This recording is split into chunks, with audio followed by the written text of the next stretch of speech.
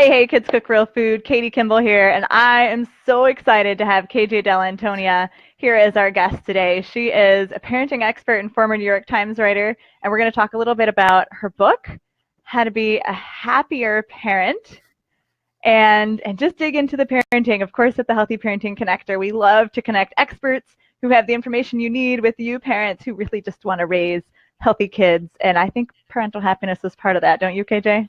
Absolutely. It's key. Yeah. So thank you for being here. Let me introduce you to the audience so they kind of know who you are, and then we'll dive in. Okay, sounds good. KJ Dell'Antonia is a former New York Times reporter, author of How to Be a Happier Parent, which is an encouraging guide to helping parents find more happiness in their day-to-day family life. Now, at the Times, she was a lead editor for the Motherload blog and a contributing editor to the Well Family section. And she pours gallons of research, interviews, real life, and experience into her book to help us all learn how to be happy, even when things aren't great. The subtitle of the book is so interesting. It says, Raising a Family, Having a Life, and Loving Almost, in parentheses, Every Minute. So we are going to dig into that in today's chat. Thanks again, KJ. Thank you. So what's your background? Like, where does your parenting expertise come from? I do not think of myself as a parenting expert. I think of myself as a curious journalist with a problem, which is that I had been in the realm of family journalism for 5 or 6 years before taking on the work at the Times, if not longer. And by family journalism, I mean that I was doing editorial, that I was writing about policy work, that I was writing about the experiences of the parents around me and myself, but not in a personal way. As a general rule, I tended not to be, a personal blogger. And what I was seeing was research that suggested that, parents were less happy than non-parents. And what I was hearing from the people that I was interviewing and talking with was, this sense that everything that had to do with being a parent and having a family just felt like such a slog. It was, not being fun and not being joyful for us. And then, of course, on the policy front, I was very aware of all of the ways that families and parents do not feel supported by their community and by their, by the services that are offered them. Sure. Wow. Okay. So this definitely grew out of your experience. And you were a parent the whole time you were writing? Yeah. I have 4 kids. Then when I joined the Motherload, they would have been something like 5. They were 5, 7, and 9, or 6, so something around there. They are now 13, 14, and 17. Oh my gosh. So if I'm doing my math right, you had 4 under 4 at one point, or I weirdly didn't 5? Because one of my children is adoptive. Oh, okay. So she didn't join the family till she was 4. Wow. But I mean, that's an interesting, different kind of experience. Yeah. I'd put it up with your 4 under 4 anytime. I believe that. Yes. Transition is very difficult. Yeah. So the first chapter of your book, which, by the way, I just have to say, your book is this funny cross between like, oh, I'm just going to curl up and like enjoy this, and it's so funny and it's so life. And then it's like, oh, I have to take a note. That's a really good point. I have to write that down. No, I just want to curl up with my tea and enjoy this. It's like, oh, I have to write that down. So really relaxing 97% of the read. Yeah, I mean, I was like, hoping it would be fun to read. Like, I like a good self-help book, and this is that, but you want them to be fun and readable and relatable, not make you feel like you're doing everything wrong, or like you've been given all these jobs. Yes, it's totally full of all these just personal stories of like the mom next door, and then a little bit of research, and it's very good. So I thought the first chapter was worth the price of admission, honestly. And readers, listeners, you got to just at least go to Amazon and like read what Kindle will show you the preview, or buy the book. Mornings. Because it's about mornings. And if you're a morning person, go away. I don't even like you. It's still morning in my house. KJ and I are not morning people, so I totally connected with that. So many funny, surprising stories. And for today, of course, we can't spend too long on every individual topic, but why did you, in your past life, find mornings to be such like a problem for you? And why are they such a director of family happiness for people? mornings are hard for a lot of reasons. First and foremost is that typically you have to get everyone out of the house at a moment when no one wants to get out of the house at all. So Out of bed. exactly. Like everything is stacked against us in the morning. There's a clock on the wall ticking away your seconds and sort of giving you your grade at every moment, and you're always failing. There's just this the urgency around getting places and the need. It's kind of funny because most of us as adults, we have a variety of jobs, and some of them do require that you be somewhere at like sort of a precise time.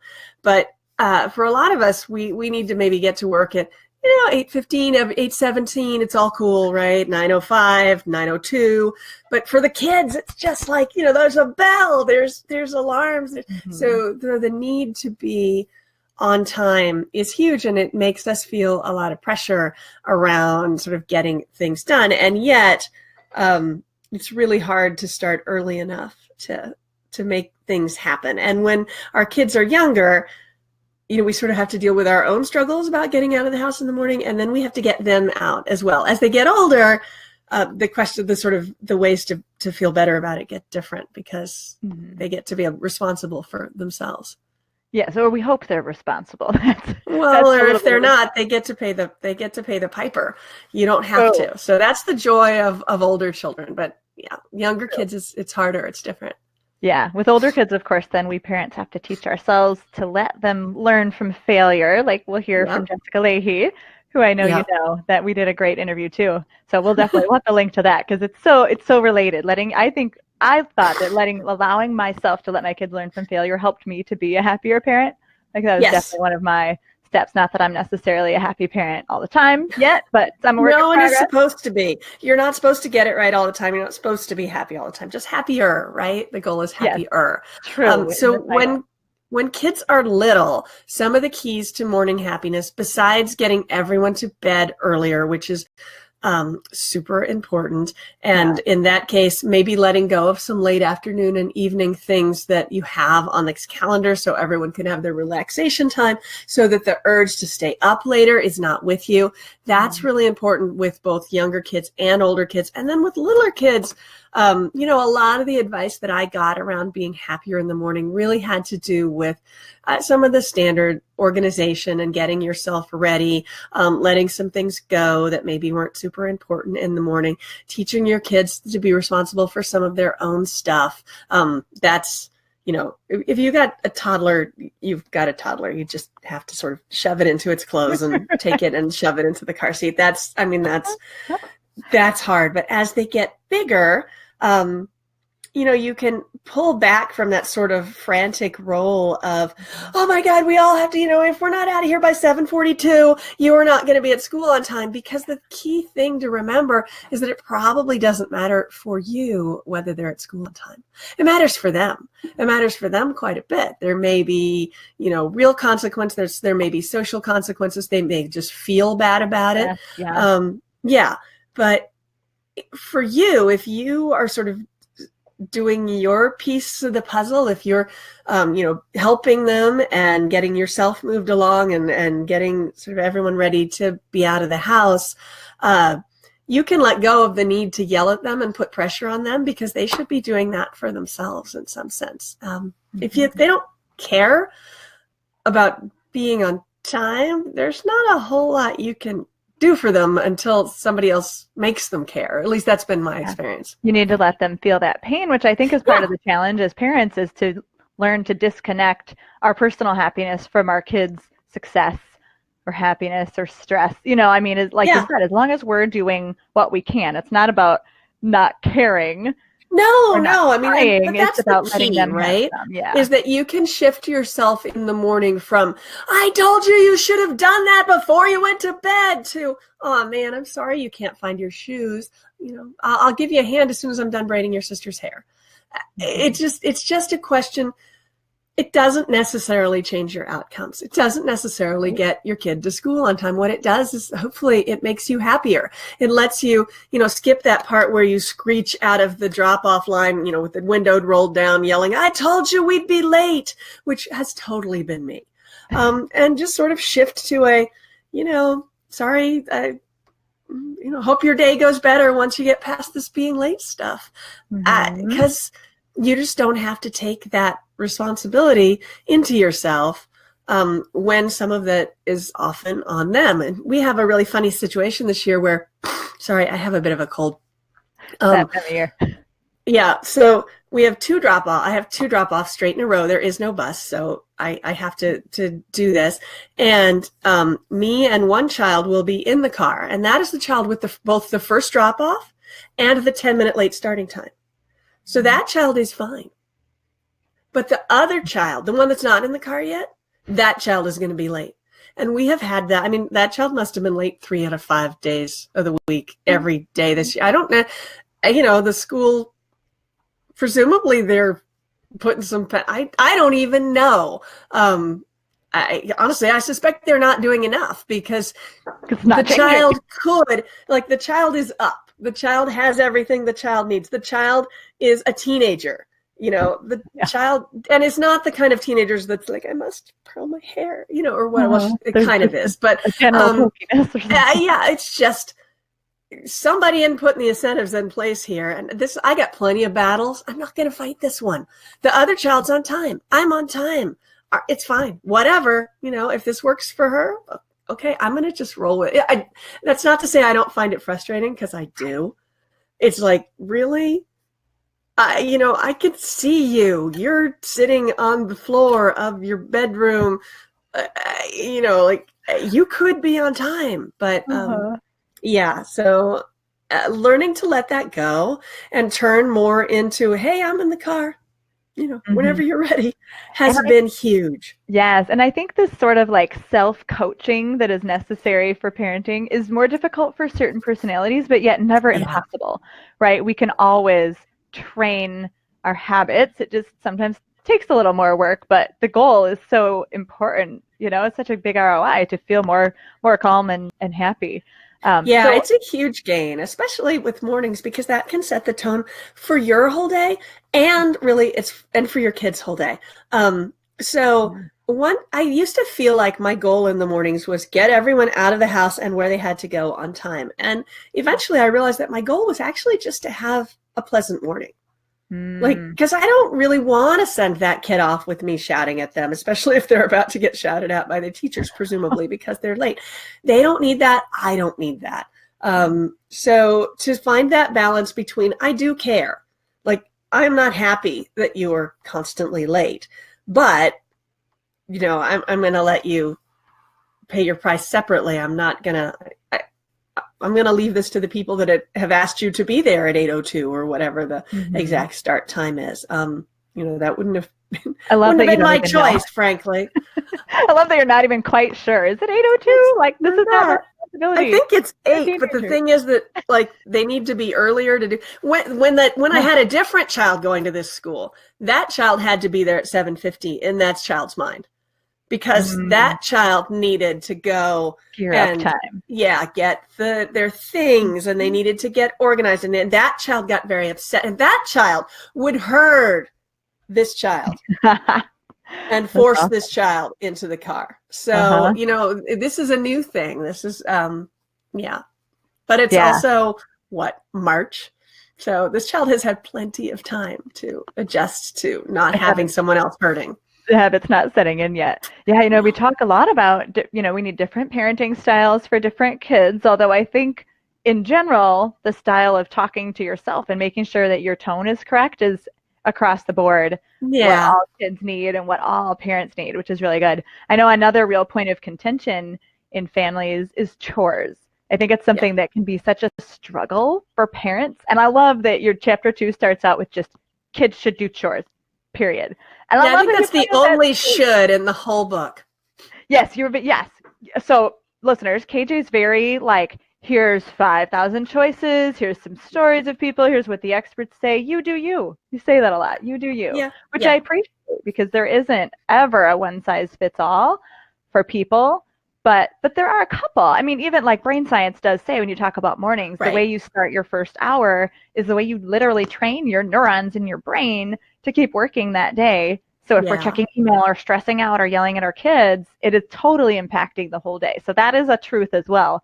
I appreciate you that you planted the stake in the ground on chores, I think, because I agree with you. But what makes chores in general, like in our culture, such a point of contention in families? And maybe give us like one of your 5,000 practical little tips for busy families. Well, I mean, chores are hard for a lot of reasons. One of the reasons is that kids don't do them as much as they used to.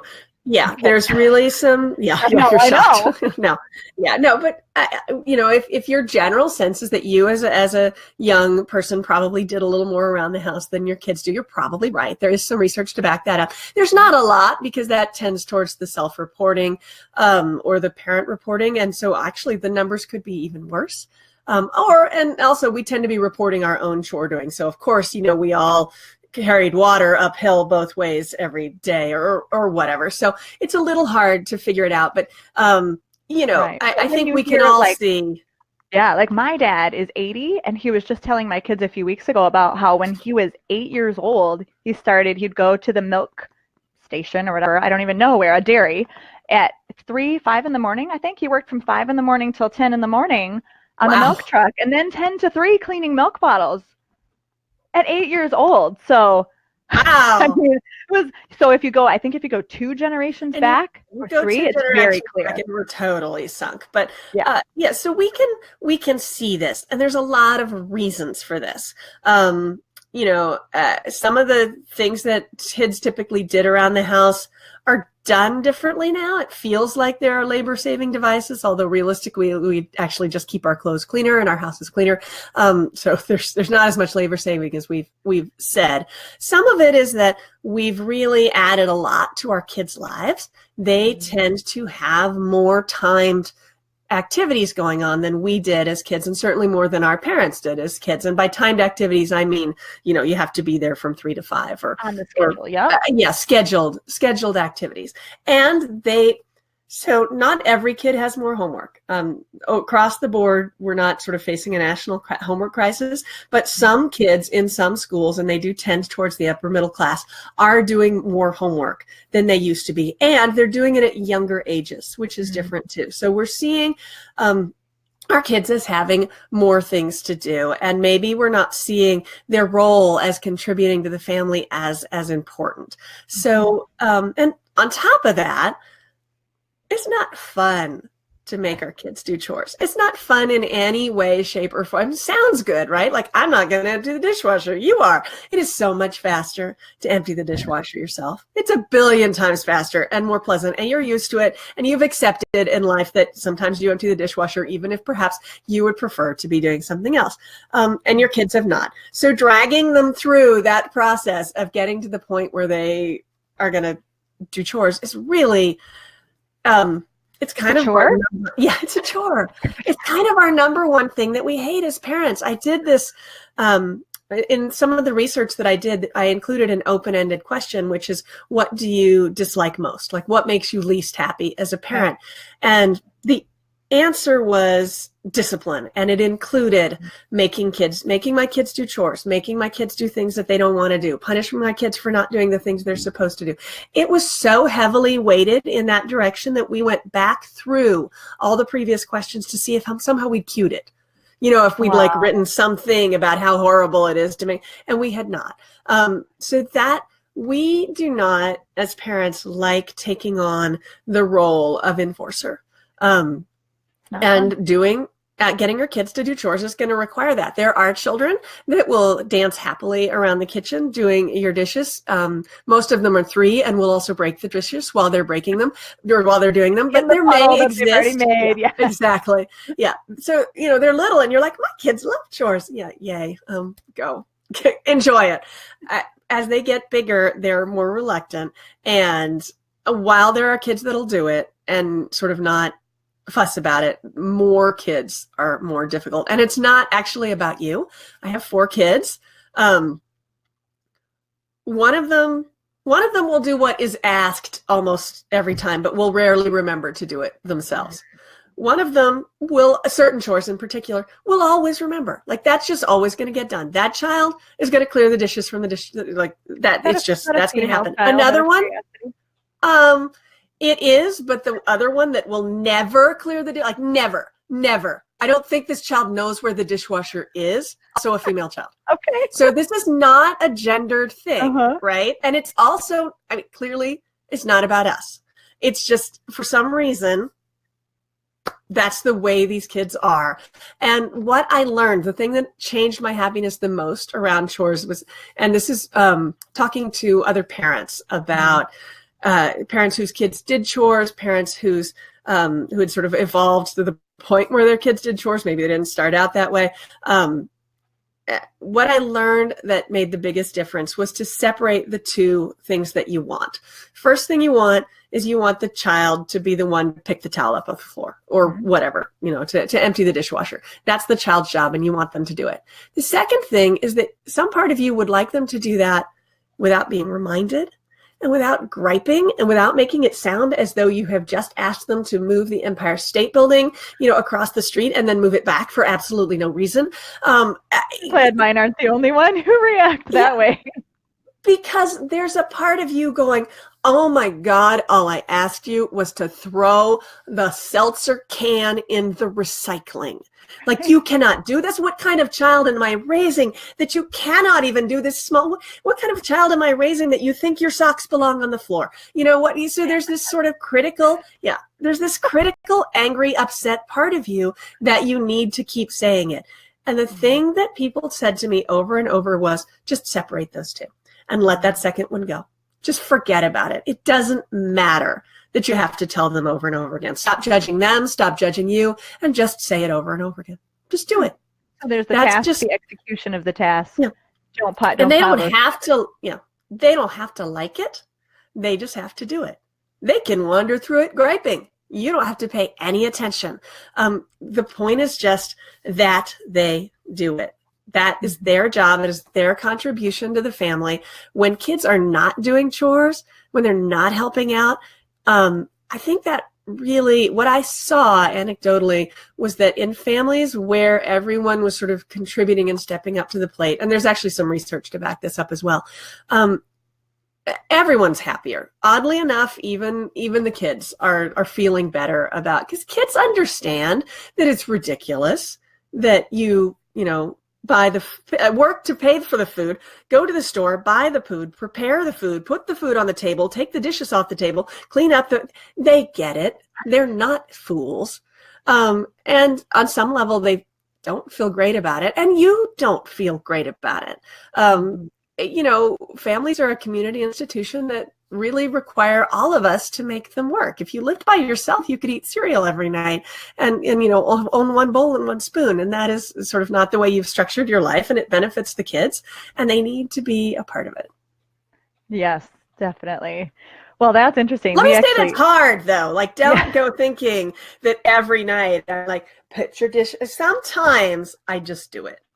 Mm-hmm. It's better not to. I know it. It's worse because I know it. Right. But sometimes I'm just like, oh, even with the child who will never do it, I'll just, sometimes I even sort of hide the fact that child didn't do it from my husband, who, if he's in a bad mood, just sometimes you just can't deal. So it's not like I'm perfect on this front. It's just that that's the better way. That's the goal.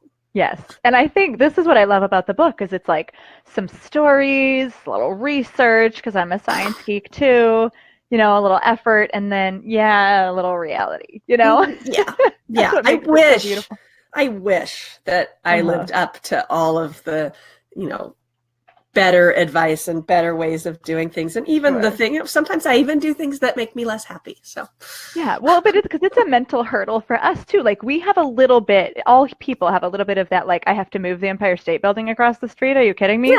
Yeah. Like, sometimes making the child take their dish to the dishwasher is that Herculean Empire State Building. Yes. Yeah, absolutely. So it just depends on your stress. I just can't. It's just watching yourself, because we really, most of us cut our kids more slack than we realize, and that includes me. Most of us are letting them get away with not doing their chore or not helping out more than we would care to admit. So, and most of us are probably helping them do things they could do themselves more than we care to admit.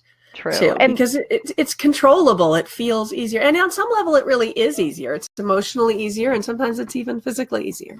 absolutely, absolutely. But I think, I mean, just the information, having the knowledge, like you said, is step one, being intentional. Like there's so much success in just trying. You'll Yeah. definitely do better if you're intentional about trying than Yeah. if you're just going through life not really caring, not really thinking about it. So anyone, like literally anyone listening to us right now will be a better parent, from today forward because there's more information, there's more trying and so much, the grace for yourself, I think is one of your Yeah. overarching messages. Yeah. There'll So be important. seasons when this works better than it works in other seasons. Yep, absolutely. And you do like we Yeah. actually just instituted a chore jar. It's just full of papers with chores on it. And Mm-hmm. anytime someone fusses about an everyday task, like at age 4, it's you go potty and wash your hands, Yeah. chore jar. The 13-year-old, it's, oh, you missed your nightly responsibility. And they both react the same to the chore jar. Not well, but that's my husband and I just decided, like, it's going to be That's the a really same, good idea. So the it's like you same every didn't, time. We don't have to think. yeah. So you didn't feed the dogs, maybe you weren't home or maybe you just didn't do it. Here, you have to do something out of the chore jar. That's a good idea. I like that. So I would have for put it in now, the book if I had heard it before. for now it's working for us because it takes away that thinking. My husband always Yes. said, like, I wanted to give them a consequence, but I couldn't think of what it would be. And so Yeah. I wouldn't give it to them because that was too hard. So that's Right. kind of where that grew out of. And it'll work for a time and then it'll dissipate, That's but right. Yep. that's you do you. You got to figure out what's working now. Yep. And I know I almost skipped this question because my kids get along really well, but I know that depending on like how many kids people have, the closeness in age and gender, sibling bickering can be one of the biggest thorns in the side. Apparently, officially, discipline in chores is, but I guarantee for some families, sibling bickering is right up there. And you kind of get into all sorts of issues that kids can get into with each other. Siblings was in my top 3. It might not have been in my my personal top 3. It wasn't necessarily in the top 3 of my research, but it was absolutely in my top 3, especially when I was writing the book. It's, again, that's ebbed and flowed within our family, and I think it does within most families. But when I was writing this, we had just a level of bickering that was... It continues to astonish me. Yeah, it continues to astonish me. It has improved, but I'm still shell shocked from the whole experience. Yeah. Well, and in that chapter, you talk about everything from the punches to just like ridiculous arguments that make no sense to adults. Yeah. And while there are obviously as many parenting strategies as there are books on parenting and then some, what was interesting to me is you found the most impactful thing on that topic had nothing to do with the kids. And I think a lot of moms will see a ray of hope in your story. Can you give us a little peek into that? Yeah, no, it had everything to do with me. So what was really going on is that, and this is all in the book, and this is probably the most personal story in there, or at least the one where the kids are identifiable. I tend to sort of just be a little hazy about which one, because when you got 4, at least they've got some odds. That was me, that was her. So this was my 2 daughters, and at the time that I wrote the book, they were, I think 11 and 12, and they were sharing a bedroom on the same hockey team, and that's huge in our family. And they're actually back on the same hockey team this year. They went to the same school, although they weren't in the same grade. And like just basically they were basically together 24/7, and this was not voluntary. Like this was not either of their, well, one of them in particular was really not her choice. And so there was a lot of togetherness, and yeah. And I love your tone, togetherness. Oh my God, there was a lot of togetherness. And it just had reached this point. They were just doing things just to make each other crazy, just constantly. One of them... They're nodding their heads right now. They know. Yeah. One of them had this... she really liked to have her morning time by... You're going to be able to tell which kid this was based on the earlier story, but... She felt really strongly about how her mornings went, right? And she liked to get up, and she liked to have some space, and she liked to have some space in the bathroom, and so she had her alarm set for, I think, 5:30, so that she could get up and start getting, as long as she was willing to do that herself, was fine with us. And so her sister, who doesn't feel any of those things, set her alarm for 5:29, leapt out of bed, ran into the bathroom, slammed the door, and started to get in the shower. And like I mean, you don't want to be woken up by the screams that we were woken up by. We thought the house was burning down. And then I could tell you stories that went in the other direction, where the sister who was sort of sounds like the victim in that story is the one sort of setting the alarm morally for 529. You know, who's the one who sort of sits down and just like pokes whatever, just poke. And so what was happening is every time these things would happen, it felt to me like I could see pretty clearly, well, that's okay. You should not set your alarm for 529 because that's ridiculous. Or, well, you should not, I can't think of an example right now, but you should not do such and such. That's ridiculous. So yes, I wasn't taking one child's side more than the other, but I was constantly taking a side and trying to sort of sort things out by what looked right. And what I finally realized mostly by talking to experts and parents of older kids was that I don't have any idea which one is right. And I don't actually even care when it comes to that stuff. I just want them to stop. So to step back and stop with the you don't do that, and go turn it into both of you. Cut it out. You in the living room, you in the dining room, and I don't want to hear anything from either of you for an hour. I don't care who just grabbed the remote from who. The TV's off now. I don't care. It's just a really resolute. So what one of the experts told me was the time to intervene is the minute you're annoyed. So not when they're like, unless they're drawing blood. This is a different question, and sure. It hasn't really been an issue. Let it go until it's filled you up to. But no, you don't want to fill it up. Like you want to intervene. Here. Yeah, like here. That's exactly right. So you intervene when you can't take it anymore, and you come down on all parties who are offending, and you just stop whatever is happening that is bothering you, or you leave. And let them, it doesn't sound like they're ever going to work it out, but they're going to. Now, this is for, my kids are older. These, like I said, I think they were 11 and 12 or 12 and 13, sure. Some interval of those. When they're littler, you have to give them the tools they need to work together. Excuse me. You have to work with them on, Billy wants to build a tower with blocks, and Sally is in the mood to knock blocks over today. So how are we going to work this out? You have to sort of suggest them. Yeah. You're not taking a side. And, it depends on your kids, and it depends on what's happening. What I've been told is that, especially when they're younger, if you don't intervene at all, what you sort of tend to end up is tacitly endorsing one or the other, because one of them's got sort of the power in the relationship. You may not know who, but you're kind of just letting that go. So when they're little, you do need to step in and make sure that whichever is the bossy one is not sort of constantly getting their way or sort of making the other one feel unheard. Sure. You have to give them those tools. And so, people take conflict resolution courses. They read books on them. Some great books are Siblings Without Rivalry. That's one of my favorites. It's in my book. Mom, Jason's Breathing on Me, I think, is another one. Those are both old. They're like old classics, but they're really good. And they are great because they have things to actually say, as opposed to just, generalized advice. We as parents, I always say we need a parenting toolbox. Like, we just need phrases we can pull out. We can't really think through the best philosophical option at the time. Like, you just need to do it. Both of you. This, that. Right. I think what I love about the technique is that it seems like a little throwback. It seems like a little bit 1950s. Hey, there's a problem. Yeah. Get apart from each other, which honestly, like, people figured out conflict resolution back then. Right. Some of it was good. Now this is like, we can't look back at the 1950s or 60s when it comes to screen time and online, right? No, so this is like new territory. One of the reasons it's so hard.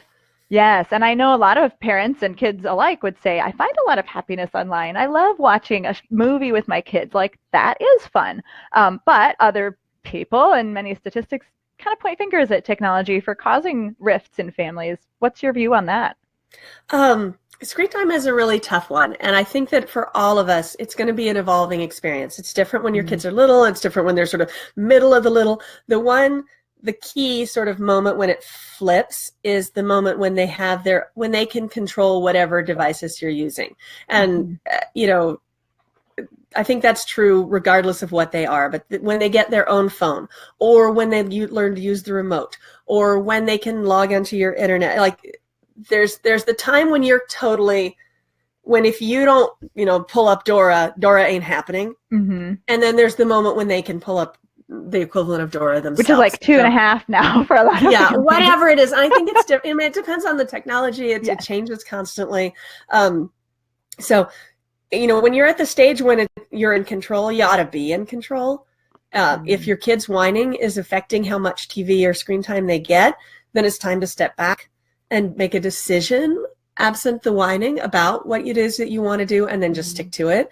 The whining will amp up for about 3 days, and then it'll go away. I mean, I've been through that myself, and that it really will. It's when you can control it, you need to control it.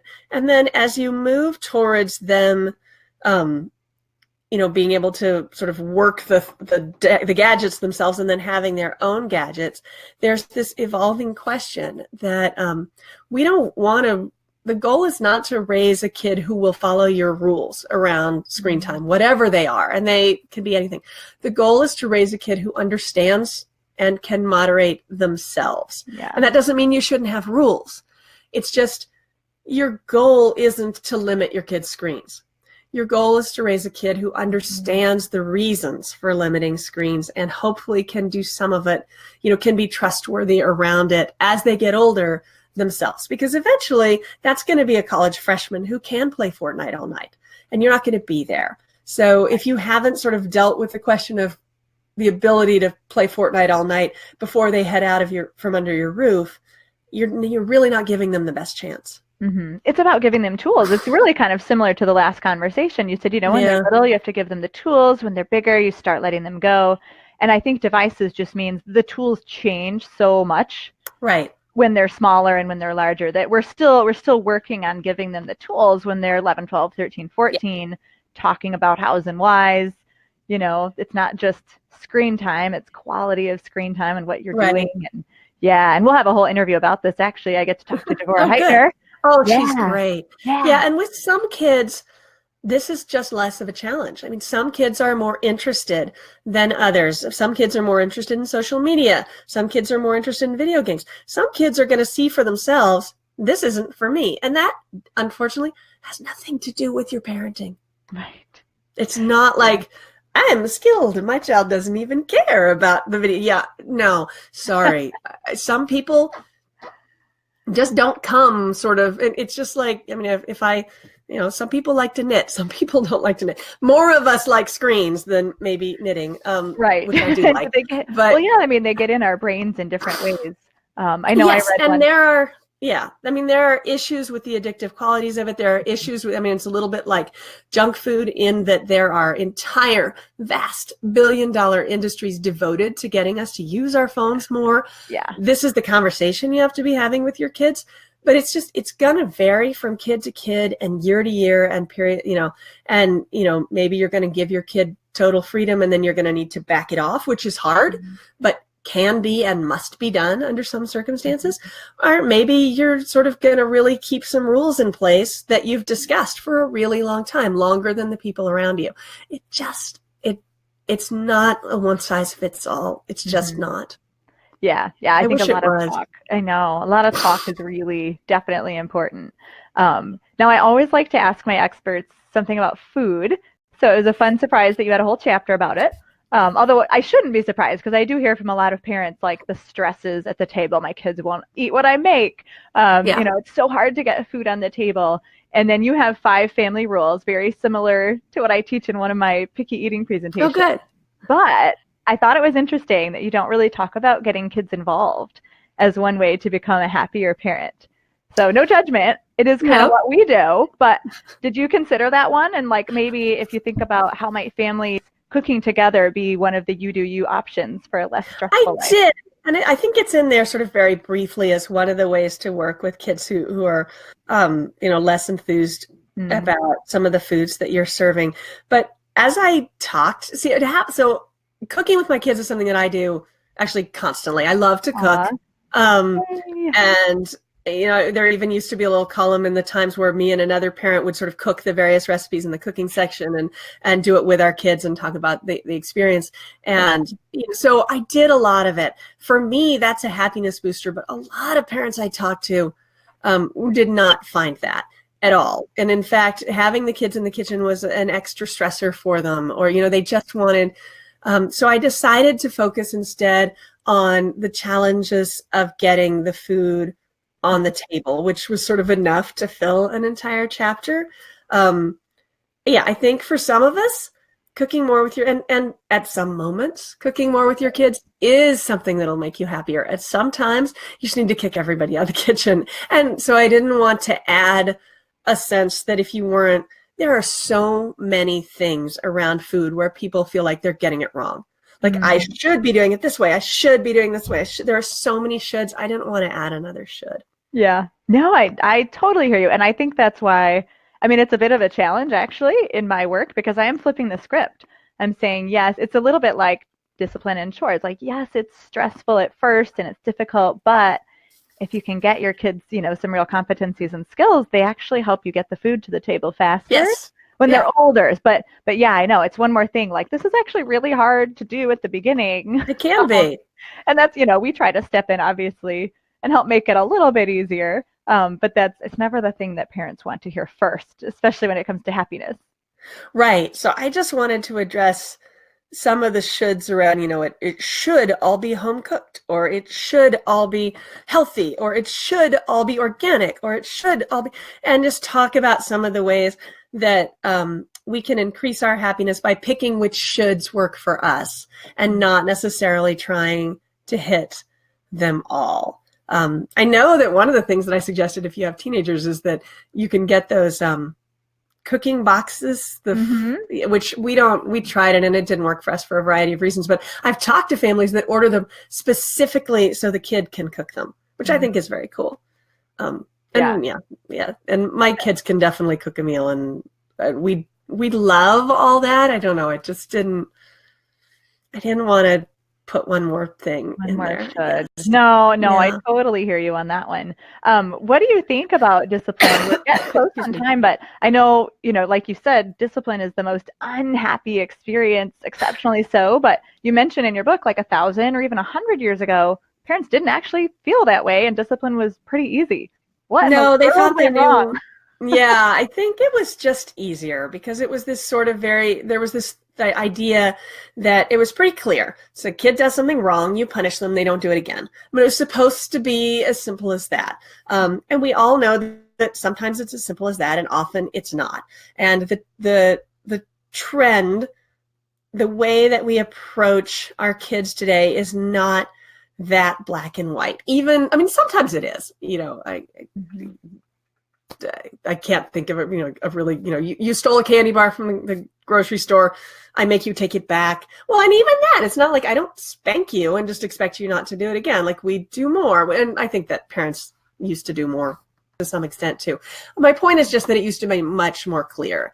And now we find ourselves in situations where it is not so black and white, and yet, especially in public, people are staring at us and expecting us to impose discipline on our children. And the challenge is, I think that it really used to be that if your kid misbehaved in public and you yanked that kid up by the arm and swatted it across the bottom, and I am not proposing that this is a good idea in any way, shape, or form, the approval you would around you would be universal. Everyone would be like, yes, that is what you do at church when you're, or whatever.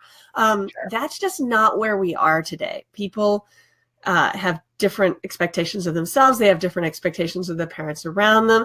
And that, while it's better, because it is, it's also more complicated. It's hard. And it's sort of always easier to know exactly what to do, even if it turns out that exactly what to do was not a good plan.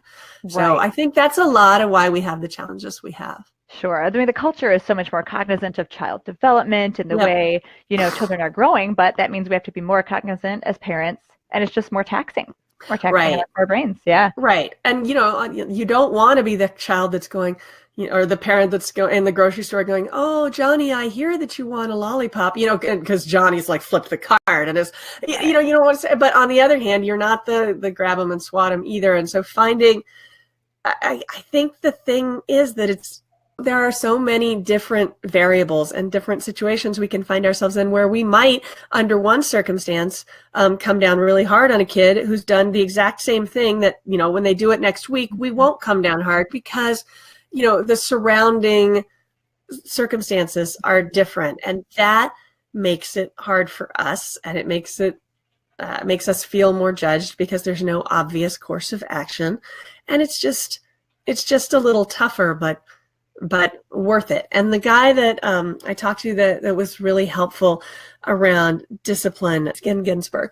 And what he said was to recognize that the moments when you're having to actually do what we think of as discipline, when you're taking away the privilege, or you're punishing, or you're grounding, or you're, giving the serious talking to, or whatever. Those are just the tip of the discipline iceberg. And most of what you're doing is underneath that. Most of it is the teaching, the talking about what you want the kids to do under certain circumstances, the demonstrating what you want the kids to do under certain circumstances. The problem, of course, is that tip always comes at the worst possible time. It's the pokey part that's poking your brain, quite literally. Yes. I mean, yeah, and it's always when you're stressed, and it's always when, there are 1,000 other things that are going wrong, which is part of why our kids are probably acting up and things are going wrong. And so it's ironic because we have to find the discipline within yourself to calmly discipline your child. And sometimes you can't. And those are the times when maybe you just need to go somewhere else for a while and say to the child, I'm going to talk to you later because I can't.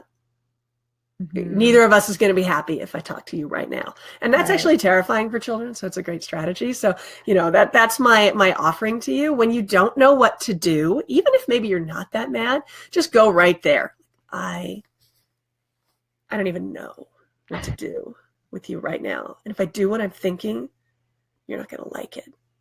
So I'm going to come back. And then they're sitting there like the torture of wondering. Nobody likes the unknown. Yeah, I was totally going to say that if you didn't. It's about your own stress mastery. A little bit knowing yourself, knowing your stress load. We actually have a video on that. I will link to that too. Good. But I always liked it. You've given so many practical tips, and we're all about the practical. I love the stories too. But let's kind of end here because sometimes now we think about all our parenting and it can start to feel a little heavy. So let's leave with a message of hope, KJ. What would you tell the listeners about becoming a happier parent? The one thing that I've done that has increased my happiness, besides deciding to get more sleep, was to just, honestly, the trying is everything here. When you decide you want to be happier and decide to take some steps in that direction, that's encouraging. So that's a piece of it. And then to take the time to go ahead and notice the things that actually already are happy or good in your life. And sometimes gratitude practices are lovely. Being thankful, those are all great. This isn't really that. This is just more about even when things are not going great, when you have the kid that's on the floor screaming because long division is just too hard, and the pot is boiling over and everything, to take a moment and look up and breathe and notice that this is what you wanted. Like, these are the good times. This is the moment you will, to get really negative about it. This is the moment you'll miss when you get that phone call where everything has, and we've all had that phone call where you think, oh my God, if only the only problem I had right now were the kids screaming on the floor. Those are the good times. And that, I think, is what a lot of us are missing. It is so easy to miss, is that the run-of-the-mill, day-to-day, ordinary stuff that can feel like a slog, we can just look at that and decide, this is not a slog. This is everything. This is what I wanted. And when you do that, when you take that time, you actually interrupt the part of your brain that is going down the sloggy road. And I don't know, it just it making a regular practice of that can really make a difference to your day-to-day life. I love it. It's definitely worth a try. Get out of the grass is greener somewhere else The syndrome grass and is just not greener. sit on the green grass you're It's on, really huh? not. It's got bugs in it. Oh. Well, thank you so much for your time today, KJ You're Dell'Antonia, welcome. Thank author of you. How to Be a Happier Parent. And I know we have lots and lots of parents in the audience right now who might not be as happy as they want to be. Like, unfortunately, that is the That's truth. all of So, us some of the time, but there are things you can do. absolutely. So, super practical tips. Loving it. Everyone who's listening, definitely come back next week where we will connect you with yet another expert who has information you need to become a happier parent and raise healthier kids because they're so connected. Thanks again, KJ. Thank you.